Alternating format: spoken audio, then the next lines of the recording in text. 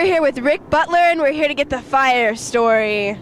So what happened, Rick? Well, you know, we were actually out there for qualifying and did a lot of work on the modified, get her dialed in, and she was running really good. We were just warming up that first lap out there, and going down the back straightaway, all of a sudden I smelled something, and turns out to be that the MSD ignition system had shorted out, started catching on fire.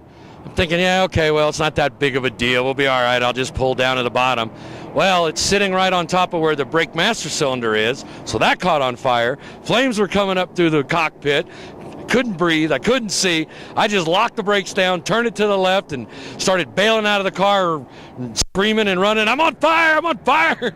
I didn't know what the heck to do, but, you know, it was pretty scary experience and stuff when you're going, 100 miles an hour, and all of a sudden you've got these flames coming up in your face. But everything's okay. My safety equipment all worked good for us, so we'll get her fixed. We'll be back out in 2 weeks with it. Well, we're glad to hear that you're safe and that everything's okay. Has anything like this ever happened before? Well, do you want to know something that's really strange? I mean, it must be my night, because we go out, we make the quick six tonight. We start up on the front row, and we end up running third. We come in after that, and we're sitting there, and my crew comes running over. I'm on fire, you're on fire. A plastic bag around the exhaust on the super late model, and it was sitting there burning. I mean, is it my night for the Ricky Bobby story or what? I'm telling you.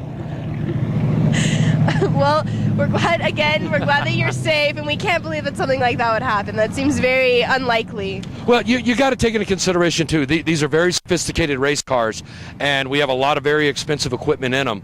And they bounce around, they bang around, stuff moves, and you might not see something. And when a wire shorts out, electrical, even it's 12 volt, is just as dangerous as in your home with 110 volts. So, it still can make a fire and still scare the crap out of you. Of course. And on a slightly unrelated note, you just were in a race right now, third place. How do you feel? We feel pretty good. The car was a little bit loose off, and to clarify, when I go to get back into the gas coming out of the corner, the back of the car wants to go sideways a little bit, kind of like drifting. And so we made a couple of minor adjustments to try to what's called tighten the car up, which makes it have more bite coming off.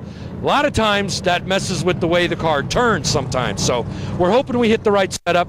We got a 50-lap feature. I guess there's a break at lap 25, so it's going to be interesting. And after what I've had tonight, I just hope we can do all 50 laps and load the car back in the trailer in one piece. And then go up to the grandstands up here and see some of my fans and say hello. And I want to thank Bobcat TV for coming out. I think you guys are doing a great job over here, and keep up the good work.